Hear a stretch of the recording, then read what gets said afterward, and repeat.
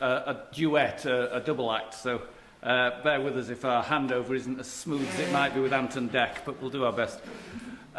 First of all, can I say it's a real joy to be here in Ireland again. I say again because I've been here 3 times in the last fortnight. In fact, I was in Dublin, I was in Belfast, and I was in now Galway City. And Galway City is definitely the nicest bit, definitely. And it is lovely to be here. The green, the friendly welcome, Ryanair, all the joys. Which, incidentally, is there any truth in the story that Mr. O'Leary was in a pub in Galway City? And he went in and ordered a pint of Guinness, and the barman said, "Certainly, Mr. O'Leary, that'll be €1." €1? That's a very, very good price. He said, "Certainly it is, Mr. O'Leary. And would you be liking a glass with that?" Okay, so Ray and I's job, I think, is to try and follow Sally's excellent presentation, first of all, which I think captured something which we will touch on a lot as well, which is the need to use a word that Jim used as well, to energise people, to engage people in the process of change. And I think that's something that, you know, it's about understanding people, it's about hearts and minds, it's about energising. But above and beyond else, it's about people. Even when you're talking about 4-year-olds, it's about getting them involved. And I found her presentation completely compelling, because last week in the Dunblane where I live, we had our annual festival, which this year had a health and fitness sort of theme to it. And amongst other things, we had Sporticus and Lazy Town came to town. If people know that, I don't know, that's travel to Ireland. But it's rather similar to Food Dudes. And there was a woman there, sort of an animator, with young children getting to dance and sing and shout about food. And it was absolutely palpable how enthused and engaged these kids were. And I think that's what we've got to capture. And the politician who opened the event made this very strong point about the need, if we're going to bring about change, to get ordinary people involved in that process of change, the power of volunteering and volunteerism. And that's all part of the same thing, I think. You know, getting inside people's minds, getting inside people's hearts, so they feel part of the process of change. And I think that's what really good marketers do. You know, brands don't exist out there on their own. They exist out there, but also in the hearts and minds of their consumers. And that's a really important point we need to learn. The second sort of informing principle behind what Ray and I are doing is a deep consciousness that people are gradually being done to death by PowerPoint. A series of presentations, one after another, is not a great way of spending a day. So rather riskily, we've decided to try and make this as interactive as possible, to get involved in the process of the next couple of hours that we'll be talking with you rather than to you. So I hope you're up for that and prepared to feedback and shout at us and throw things and express your views in any way you see fit. Third introductory point I was going to make is that we will refer to certain articles and papers that we've written during the course of the morning. These are going to be sent out to you afterwards, so you don't need to worry too much about getting the references down and so on. They'll be emailed to you after the event. There's one on breastfeeding that Ray wrote in a journal called Perspectives in Public Health. There's another one that colleagues wrote on alcohol that was in the British Medical Journal earlier this year. And there's a book chapter about the European Commission's anti-tobacco campaign called the HELP campaign. So you can get lots more detail on those. So we'll refer to them, but we're not going to drill down too much and bore you with too much detail. I think that's what I want to say at this point. I should have introduced myself, sorry, I failed to do that, and then Ray's going to introduce himself and take through the run out of the layout of the day. I'm Gerard Hastings. I work at Stirling University in the Central Belt of Scotland, and also 20% of my time at the Open University as well. So we've got a link up there, and we have a research centre called the Institute for Social Marketing, which is doing research in a whole raft of behaviour change areas. A lot public health, but not exclusively. Also get involved in criminal justice, safety, international development even, and a range of other issues. And been doing that for longer than I care to think now. Ray, do you want to say a word? Thank you very much, Jack. Can you hear us at the back, by the way? We've decided not to use the microphones, but if you're having difficulty, please, yeah, good, got a thumbs up there. I'm Ray Lowry. Thank you very much for that earlier introduction. My mother would have loved it, my father would have believed it, I think. I'm was a senior lecturer at the University of Newcastle in Dental Public Health. I've retired now, but mainly I do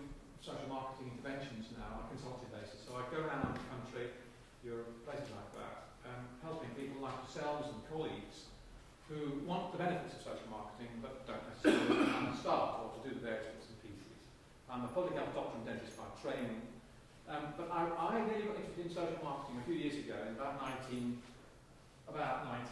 late 1980s really. I was in London and I heard this chap called Rob Gould talk about the problems of behaviour. And he said we often have difficulty convincing people to change their behaviour. And he talked about some black boys in a ghetto in America. And they wouldn't stay on school, they wouldn't get a job, and therefore they wouldn't leave the ghetto. And he said we brought in the social marketers, and they had a look at the motivations of these young people. What was their world like? And they found that their mothers were very important to them. In other words, they wouldn't stay on school for their own benefit. It wasn't cool. Well, I can't possibly stay on school to get a job for me. But if it was framed differently, so stay on school, get a good job and get your mother out of the ghetto, that was perfectly plausible for them. They could carry that off in their social circles. Their colleagues would say, their friends would say, oh yeah, that's fine, that's very cool. We understand why you're staying on school, because you get your mum out of the ghetto, and that's legitimate. And that was where I first heard about the principle of social marketing, understanding how people at the centre of an issue see it. And that's what really caught my eye and spurred me on. And then I heard another story not so long ago about a chap called Frank McCourt from Ireland, who wrote Angela's Ashes. You all heard of Angela's Ashes. Pulitzer Prize-winning novel. But a lot of people know that he was a teacher in New York, Frank McCourt, and he polished all the Angela Ashes stories to save his life, basically, because it was a very dangerous area he taught in, and the children were very violent. And to entertain them, he told them the story of his background, his very poor background, and he became so good at engaging these young people that he eventually won a Pulitzer Prize for the stories. But the interesting thing for me was, if you read Teacher Man, which is one of his other books about his time, he was supposed to teach them English language. He was supposed to teach them how to write. And of course they wouldn't want to write. Oh, Mr. McCourt just tells them the story about the writing business. And he was very despondent about this. And one day, one of the kids brought an excuse note into him, which was like a letter, saying why he hadn't been to school the previous day. And he found it in his desk, and he noticed there were two piles of letters. Small pile of genuine excuse notes from parents, and a large pile of excuse notes written by the kids. Forgeries. Fantasy. And he suddenly realised, these kids are writing. Of course they're writing. They're writing excuse notes. So he completely turned it on his head, and he got them to write excuse notes about historical figures, Adam to Eve, Antony to Cleopatra. And they completely changed, and they would stay on after the bell went, they would do homework, they wouldn't call it homework, but they do homework, because he understood, he entered their world and saw the world through their eyes, and saw something they were doing that he could latch on to. And that, in a sense, is what I think social marketing is all about. That idea of understanding the people who are at the centre of the issue, and then finding something in there that you can latch on to deliver what you want to do, a sort of mutual appreciation of society. So what we're going to do today, we're going to take you through this, where's the pointer? This is roughly, and so there'll be a break for coffee in the middle, so we'll try and get there when you're looking very thirsty in time. We're going to first of all, we're going to talk about what is marketing, commercial marketing, because social marketing is son of or daughter of commercial marketing. You have to understand what commercial marketing is, because often people are, not yourself necessarily, but often people are, have the wrong idea about marketing. Then we're going to look at the benefits of competitive analysis, understanding parties to an intervention or to a situation. Then we're going to look at, you've had already a go at the mood boards outside. We're going to bring some of those ideas in and look at different target audiences, people which you may or may not necessarily have to engage with normally, and what are the principles of understanding how people see the world. And then at the end, if it works well, we're all going to bring it all together so that you'll go out understanding the principles and the practice of social marketing. So, Gerard. Okay. Thanks, Ray. Here we come to the first interactive bit. You've done enough listening, I think. It's now time to do some doing and talking. Are you up for that? Oh, yes. Very simple exercise apparently, but quite useful I think to think through our own behaviour. We spend a lot of time trying to influence the behaviour of others. It's sometimes a good idea to turn the mirror back on us and think about why we do what we do. If nothing else, it makes you realise that we're just as complex, thrown and incalcitrant as the rest of the population is. But we're taking, as Ray says, our starting point, the sort of origins of social marketing, which is this idea that you can learn from commercial behaviour change experts, commercial marketers, about other sorts of behaviour change, non-profit behaviour change, if you will. So, very simple exercise. What we'd like you to do is think about something you've bought recently. Could be anything. Could be a cup of coffee. It could be a Ferrari. It could be a holiday in Spain. Anything. Think through why and how you bought it. What made you think of it in the first place? What encouraged or discouraged you? Would you want to buy it again? What did you like or dislike about the process of buying it? Is that okay? Okay, so just get into turn around and talk to people, form little knots. It's move around the room if you want. It's really just go for it.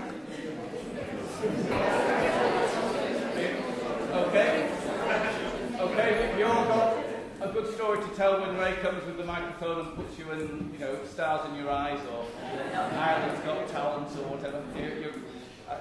Before he does that, I think it is worth observing how readily people talk about this stuff. I mean, this room was a hubbub almost instantly. And I don't think that's trivial. If we'd said to you, what we'd like you to do is discuss the pros and cons of randomised controlled trials with your partner, I think we'd have been struggling to get things going. And I think that's a really significant, anecdotally, a significant observation. Shopping, like it or not, is at our very core. Marketers have been that successful in interpolating themselves into our lives. I don't think that would have happened 100 years ago. I think you got anything like that buzz and that talk and that excitement. So I think it is an indicator that what we're dealing with is something that's quite powerful. Okay, so Ray, you want to? Let's start at the back. Would you tell us Hello. I recently purchased an iPhone. And the interesting thing about purchasing the iPhone was that I hate Apple. My mother worked for IBM, so I'm a PC guy. And the reason that I purchased the iPhone was that all my cool friends had the iPhone. And I had switched from a BlackBerry, and I found the BlackBerry to be much more confusing and much more business-oriented, even though I consider myself a business person. The iPhone allows me to have more fun, allows me to plan my day differently, and to use the different applications that are on there to have a better, in my mind, experience throughout the day. Thank you very much indeed. I'll just make notes if Ray wants to grab some other hapless victim. Sally was quite good. She's had an interesting. But I regret sitting on the end of a row. I recently bought some running trainers, and It'd be really embarrassing if it had been a king-size Mars bar, wouldn't it?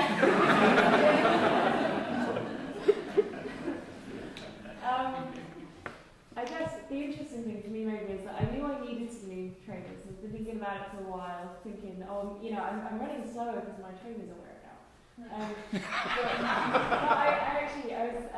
I saw a friend of mine at a rowing club, and she had new trainers, and I just thought, I actually really want some new trainers now. I kind of wanted just some nice shiny new shoes. So one thing these guys just asked me is why I went to a local shop to get them, and why I went to that particular shop. And I guess I didn't really think about it at the time, but I was thinking I didn't know exactly what I wanted. But I knew I wanted a good shoe that was quite cheap, but I also liked the look of. So I went to the store which I knew had the biggest range, because I figured that if I was going to find the shoe I wanted, I would find it there. Okay, and was it a successful trip to the shop? Did yes, you? Yes, I came away very happy with the running shoes, which I ran in the store. Why did you come away happy? That's an interesting word to describe because it. I hadn't spent too much and I liked the look of them and they were apparently a good shoe according to the sales assistant. So the sales... and you presumably believed the sales assistant? I did believe him, yeah. Yes. He seemed to know what he was talking about. Right, okay. And do you... The crucial question, do you now run faster? Yes. I was quite interested. This will touch your hearts. This story. Took the heartstrings. Yesterday, I bought a big, massive bouquet of roses for my girlfriend, who was.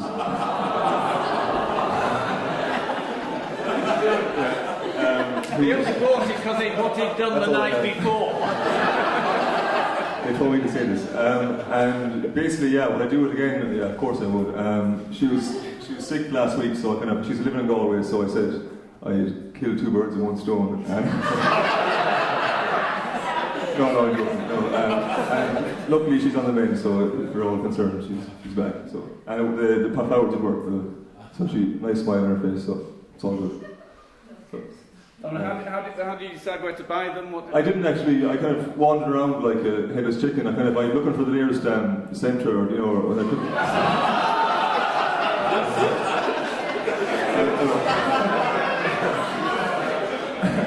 No. That's a joke.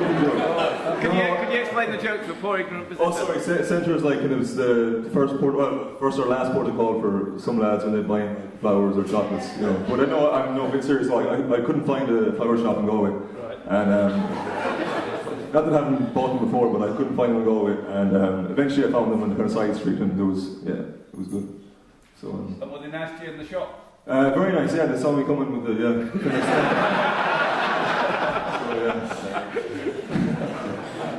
So roses and tulips and some other things. There is something absolutely stereotypical about your male response to this. I know. Thank you very much. Yeah, that's all right. Thank you very much. One more. Let's try and get somebody at the back. So, a volunteer, somebody got... Oh, what about the lady in the pink top? This is a less successful shopping trip, I'm afraid. I was passing a shop the other day and I saw this purple and pink dress in it. Not this one, another one. And I tend to go in lines like that. I'll buy 10 purple and pink dresses because I like purple and pink this season, So this gorgeous dress with lovely sequins on it. And I thought, wow, that's exactly what I want. Add a bit of glamour to the purple and pink. So I bought... Quick, Ray, he doesn't need glamour adding. Quick. That's the whole point, I'm afraid. I brought it home and I have an 18 and a 19-year-old daughter. And I tried it on and said, Mom, you look like an absolute knacker. So the dress is going back. And where did you buy the dress from? Sorry. I bought it in Penny Design in Dublin, which isn't known as a knacker shop, but Penny Design. Kenny Design, is that a shop you've used before then? Yes. Yes. So you like it? I bought a dress at Christmas and it fitted me really well, and hence I was passing the same shop, saw the purple and pink, which is my colour at the moment, and there you go. But the sequins really added to it, I thought, but my daughters, I'm lucky I have daughters, otherwise you wouldn't know what I look like. Tell the session is going to be a roaring success already because you're up for it. What I'd like to do is just spend a few minutes just thinking through what you've said. First of all, in a general way, it's interesting to know that there is a connecting theme in all these things, I think. Even though we're talking about new technology, we're talking about trainers, flowers and a pink dress, apparently very disparate items. But the thing that really sort of pulls them together for me is that it starts with you needing something. Even if it's just glamour. You need somebody. You needed the flowers, you needed the trainers, you needed the organiser, which I think is, there's a really, really fundamental point there that we kind of verbalise occasionally, but perhaps don't dwell on enough. But what gets people involved is some sense that you're answering to their needs, not your needs, their needs. I think that's really important. I think the other thing that emerged for me is the extent to which, with all these purchases really, there's an element of real fun and enjoyment about this. It's not a burden to do this. You know, there are shopping trips that undoubtedly are, but in these cases, you know, a lot of, if you will, emotion is in there of one sort and another. Some feeling. You know, the phrase of you know, the smile on the girlfriend's face when you gave her the flowers. That's, you know, and you know, there's a credit card ad that plays on that very much, isn't it? You know, the strapline is, you know, smile on Grandad's face, priceless. You know, and it's capturing that idea, and I think it goes back to what Sally was saying about the food do's. This isn't just about nutrition and calculating how many calories you've taken in for the day and balancing fat with fibre. There's something else going on, and food is a fantastic example of that. In fact, I just externed a PhD from Western Australia that was looking at the meaning of food in people's lives, and it's fraught with meaning. You know, and you know what happens in families with, you know, children and parents, of course, are always battling about food, but then there's grandparents who are coming in and bribing grandchildren, defying parents, and, you know, causing all sorts of tensions, and sweeties, you know, all that stuff. So emotion is in here as a really big part of what is going on.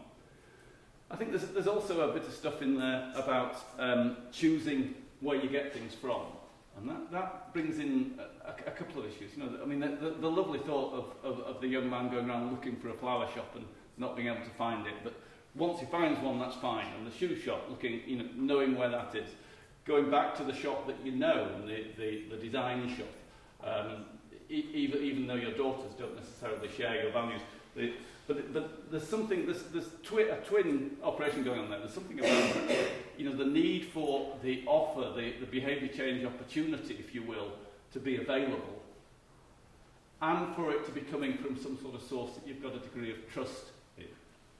You know, I mean, I couldn't quite share the joke of the local shop, which is the last resort of every, you know, would-be Lothario in Galway. But it's, but nonetheless, the point taken. You know, where you buy the shop, where you buy the flowers is also going to matter in terms of what that gift means and how successful it is.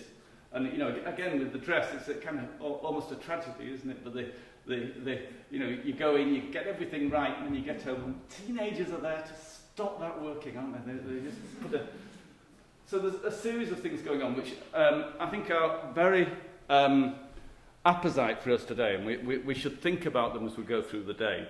Let me see if I can just specify them. First of all, as I say, there's this business of needs and wants. You know, there must be something there that you think is important. I think, particularly in the case of public health, but it operates in other domains as well, there is an unfortunate tendency to say, I know what you need, and if you don't listen to me, then I will speak louder, and I'll say it more often, and I'll even shout. And, you know, that, I think, is the path that is often paved with more and more use of fear. So people don't stop smoking, so you show them a more horrific image of what will happen to them if they do stop smoking. You know, on some sort of assumption, presumably, that people are out there thinking, well, lung cancer isn't that bad. You know, it's okay, it only kills you. You know, it's not going to be painful. Oh, it's going to be painful as well? I'll give up. So, but it's really about getting inside people's heads and understanding where they're coming from and what they want and need. So it's about listening, it's about understanding and empathy, and it's going to be about segmentation and targeting, because different people are going to want different things.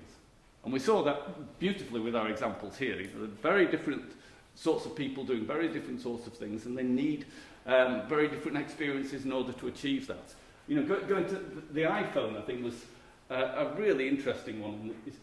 I think I wrote down your words correctly, a better experience throughout the day as a result of having your iPhone. Now, that's pretty fundamental stuff that's going on with the iPhone. But that's going to be very different for somebody else who, you know, in this case, is a convert from a PC man to an Apple man. But the very idea that there's a PC man out there is a really interesting notion, isn't it? And it's, you know, it's not at all exceptional. We're all a bit like that, and it's, you know, it's a circular thing that, you know, marketers have targeted and segmented, and we've started to sort of obediently fit into our little demographic cells that they have laid out for us, and it works because we want to be there. That's what we are. And you must have this experience yourself where you go in a pub or a shop and you think, God, these people know me. They know what I like. You know, I feel comfortable in this space. And that's about segmentation and targeting. Splitting the population into homogeneous groups and then deciding which one you're going to go after. The other very basic thing that's going on is just something about being there. You know, if you're buying a bunch of flowers, you're buying your trainers, you need to be able to get access to the shop. And that, you know, the more trivial the purchase, the more available it matters. The more necessary the purchase, the more available it needs to be. So, you know, the first example would be a chocolate bar. You're not going to walk very far to find a chocolate bar. You expect to get that at the first shop you go to. If you're a smoker, very necessary consumption decision there, if a decision it is. Ubiquity of distribution is really important. On the other hand, if you were buying a Ferrari, and I think there was at least one person in the audience who was considering buying a Ferrari, you know, then clearly you would travel a great distance. So it's partly about just physical distribution, but also about the connections that go with the outlet. So again, if you were buying a Ferrari, you wouldn't expect to go to a backstreet garage with an unmade forecourt and a guy in an oily jumpsuit serving you. You'd expect something very different. And it all reinforces the image and the quality of the offering that you're getting. Competition is there a lot, and this is something we're going to look at more detail in a few minutes. But it's you know, I think it was perhaps best expressed with the iPhone and the PC, the competition between the two offerings there. And what I think Apple have managed to do, often despite people's sort of cognitive level, is to get through to you at a cognitive level. So that, you know, we do begin to, and I have an iPhone as well, I confess, and it is cool. And my sons, contrary to the pink dress, my sons are sort of jealous and, you know, want to borrow it and like it and so on. And it does work very well, that. As opposed to PC, which I use as my main computer, which is, you know, continually falling over. It seems to me continually. So I'm making these decisions all the time between competition. But what is for sure is that Apple will be learning a great deal by looking at PC, and PC will be desperately trying to learn some of the tricks that Apple are coming up with, unquestionably. And that's something we want to look at, because we feel that, you know, competitive analysis can be a terribly helpful and informing process to go through.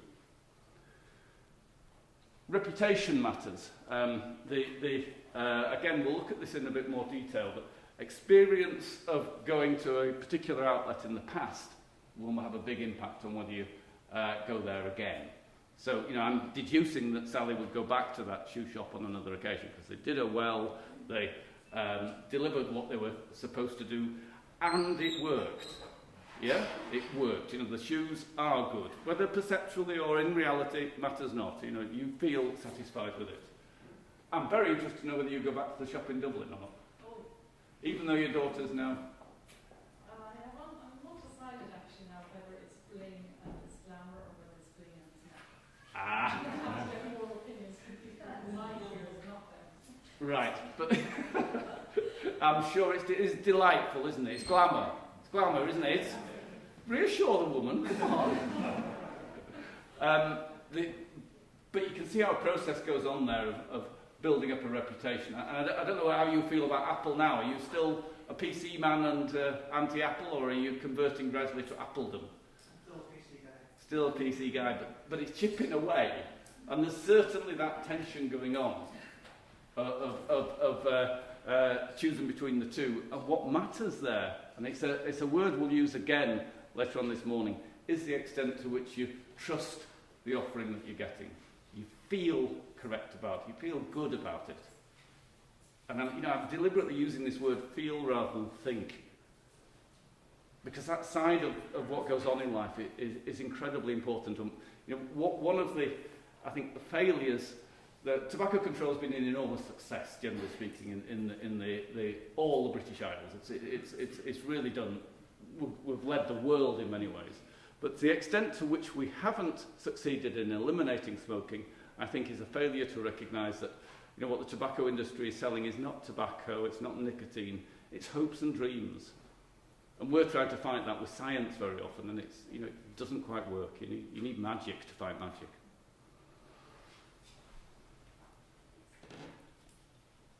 So reputation then takes time to establish. You've got to experience something and find that it works. You've got to build up trust, and you've got to recognise that emotion matters. And the ultimate example of that sort of symbolism of that emotion working is, of course, in the brand. And I think branding is so powerful in commercial marketing that we in social marketing cannot ignore it. Very challenging for us. It gets us into difficult areas. It moves us outside our comfort zone very often. But we have to engage with it. It's such a big part of what's going on in the world. The final, the penultimate point I'd make from what you said is that we talked here about buying stuff. It couldn't be more core to what marketing is supposed to be about. Yet I think I'm right in saying no one at any point mentioned the word advertising. Nobody said I bought this because I saw an advert on the telly for it and I went out and bought it. Nobody said I read an advert in the paper.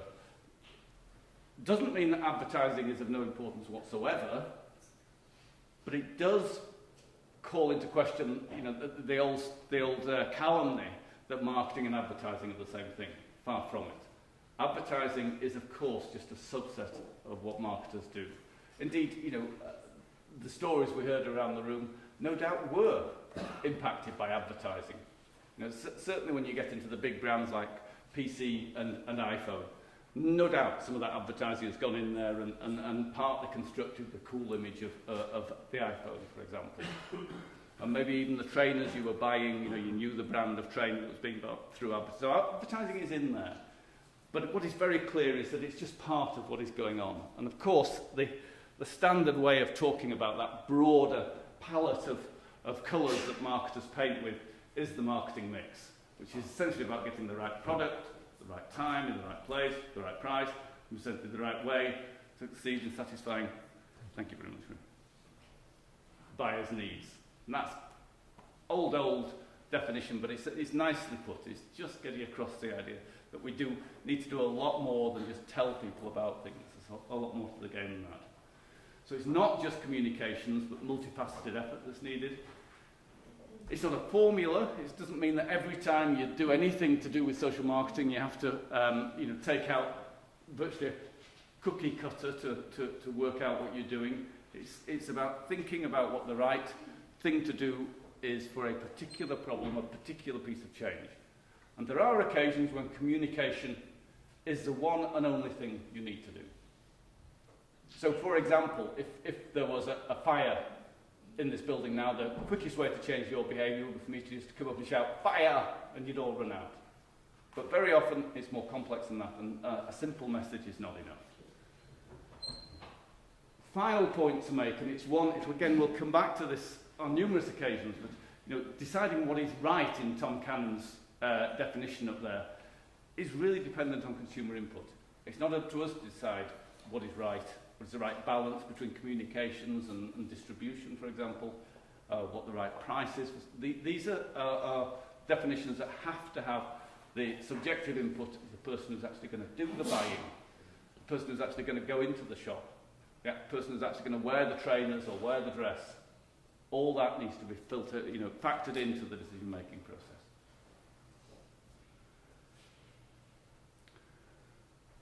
Ultimately, though, what marketing is about, and what again and again we have to recognise, and I think in many ways it's what trips up a lot of rigorous public health activity and behaviour change activity more generally, is that we're dealing with people. And people are thrown, they're difficult, they're emotional, they'll do things that are utterly defiant of any logic. I have a very close friend at the moment who is effectively dying. He's now in high dependency ward because of his drinking, and he's utterly in denial about it. He will not recognise that this is the problem, despite the fact, the doctor told him to stop drinking a year ago, and he said, "Fuck him, I'm not stopping, I'm carrying on." Despite all that, if I were to approach him with a food dude, this is a West of Scotland male, he would consider the food dude a cultural vandal. He would be denying his very identity to start eating fruit and veg, despite the state he's in. So, his cultural attachments, his sense of identity trump his very will to live. That's how powerful it is. I think we have to recognise that in dealing with people, unless we come to terms with those nuances, those complexities, those depths, the stuff that has, suffused literature, suffused music, suffused art for centuries, we have to recognise that that's really important to us.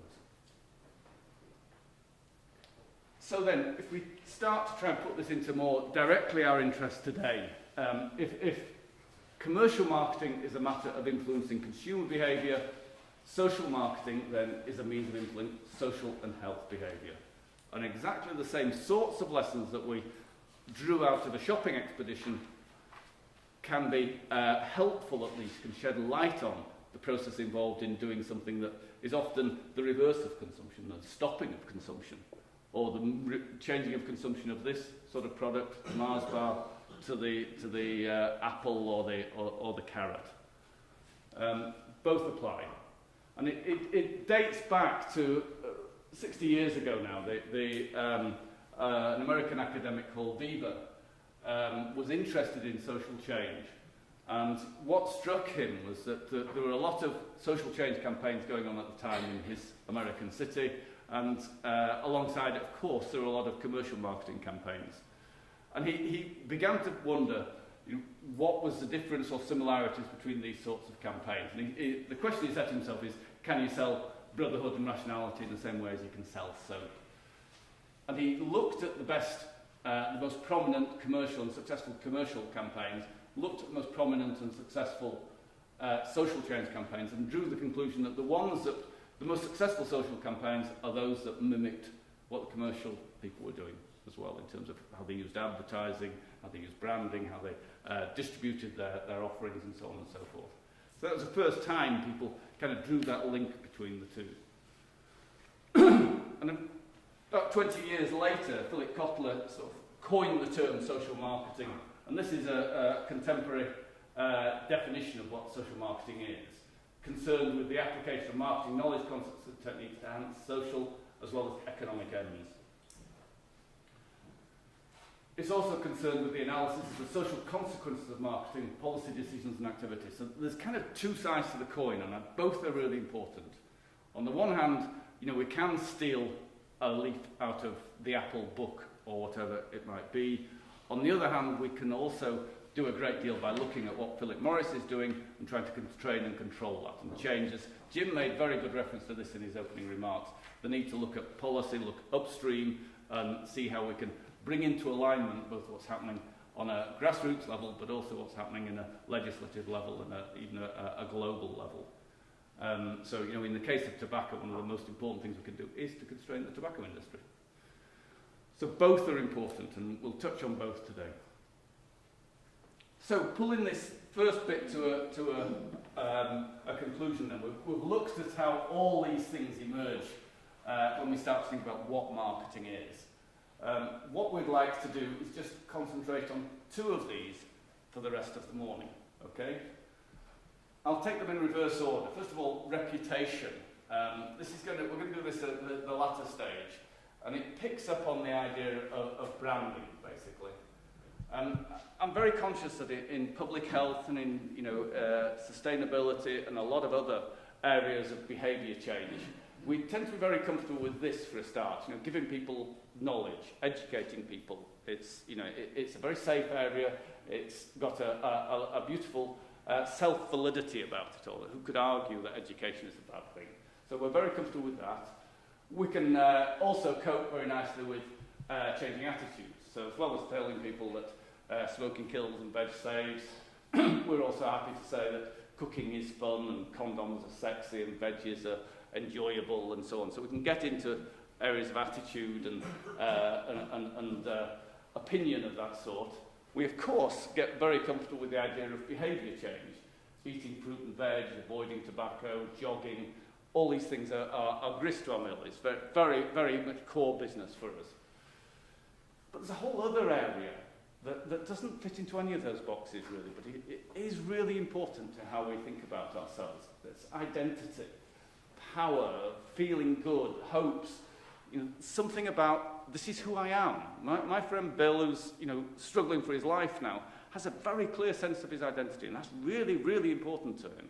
And nothing I can say on a rational level about ill health or the consequences of not exercising is going to have much cut through on that unless I can really get to a place where I'm shoulder to shoulder with him in some shape, sense or form. And it's that area of emotion that is so effectively populated by commercial marketers.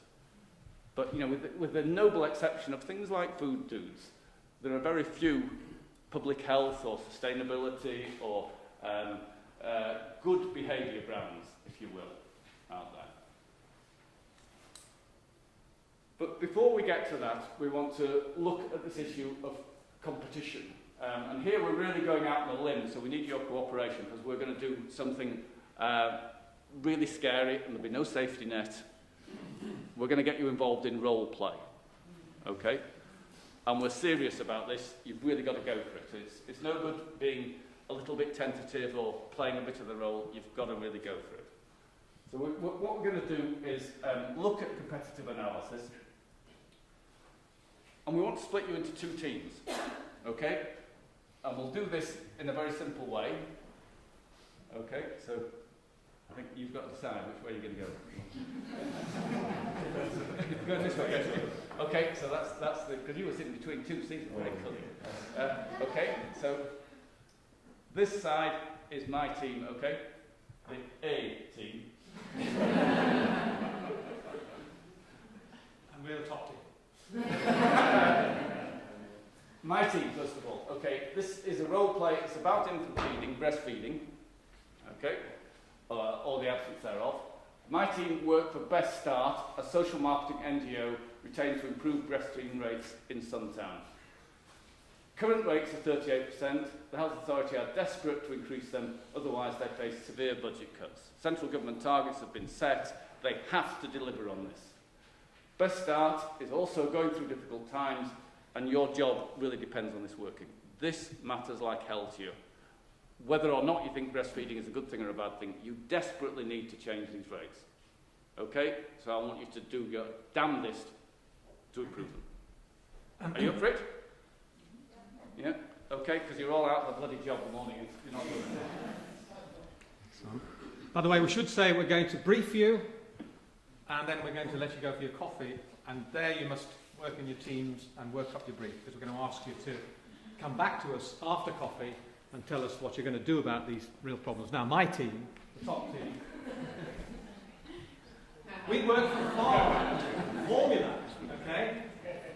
We have to design an intervention to increase our sales of infant formula E. Okay? The credit crunch is biting, and our boss has made it clear that failure is not an option. So we have got to design an intervention to increase the rates of the sale of our product of baby milk. Okay?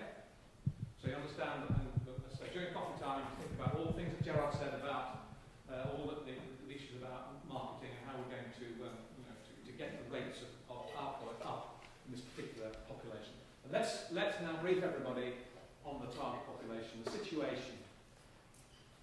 We're going to look at some market research, okay, and then you have to look at the during the break. When you